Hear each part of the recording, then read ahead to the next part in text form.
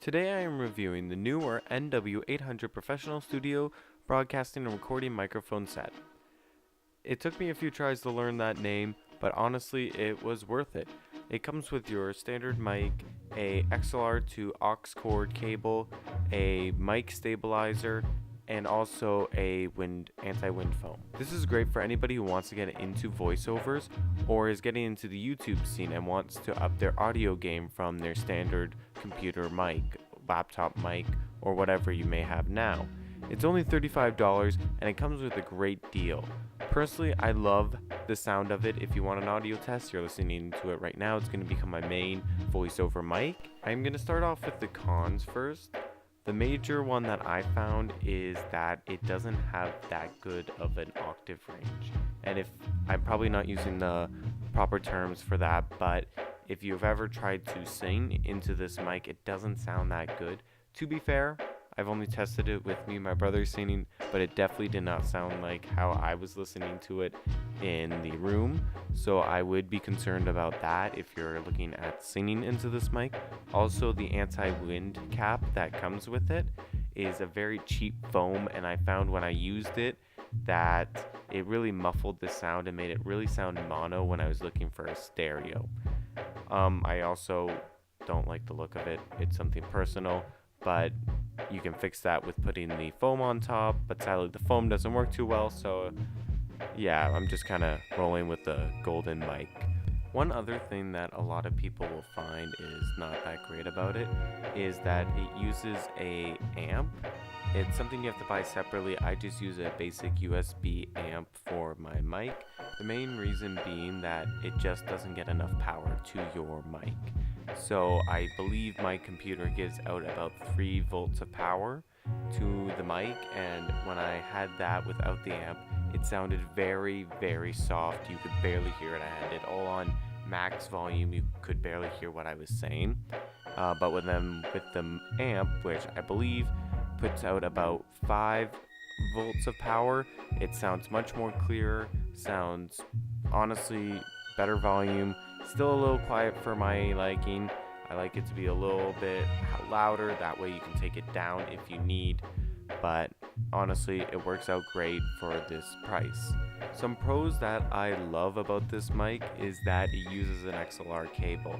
Unless you know exactly what that is, you may not get excited about that, but for me, who has worked in theater at my school and has been getting used to more industry standard sound equipment, XLR cables are amazing.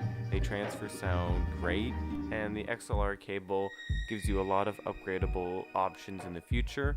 One big feature that I love about this is that it's a condenser mic. What that means is that it will only pick up sound near it. So one time I was recording audio for a future episode, and my brother was playing music. I did not have to worry about that. I did not have to tell him to turn off his music like I had to with my old mic. This mic was able just to pick up the noise around my mouth and around the mic itself. I thought that was amazing, and it's very convenient for those who do not have a professional studio or a area that is totally quiet 24/7 for them to record. The sound, although not perfect, is definitely up to my standards, which is not that high because I haven't had a $200 mic in my hands before, but it does do its job. It does sound a little bit lower and a little bit lower volume, which could be a power thing. I may not be giving it enough volts. I'm only giving it 5, and I don't have an audio interface. That could be something that could help it.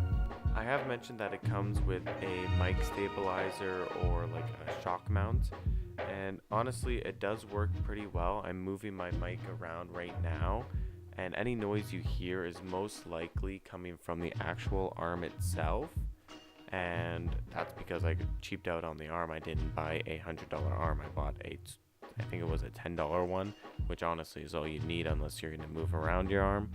But it does do its job well, and for what the price is, I'm surprised they actually threw that in there. I thought they would just add something to attach it to an arm and leave it at that. I have mentioned that the anti-wind foam is cheap, and if you do want one, I suggest just buying a new one. I haven't been using it, and I don't think it would last a very long time. It honestly didn't fit too well on the mic.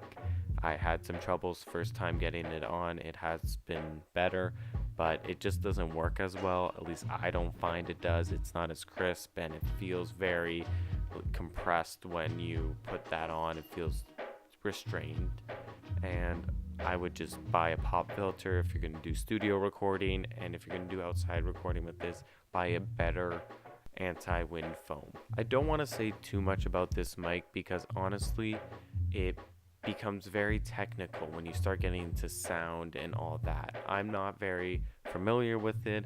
I can just play it by ear and sound test it. All this audio has been unedited. I want it to sound as raw as possible for you guys so you know exactly what you're getting yourself into. I do use a mic arm, which I will also link below, along with the USB plug-in amp and the actual mic itself. It will be my full audio setup pretty much, and if you want something similar, go ahead, check it out. That does it for my review.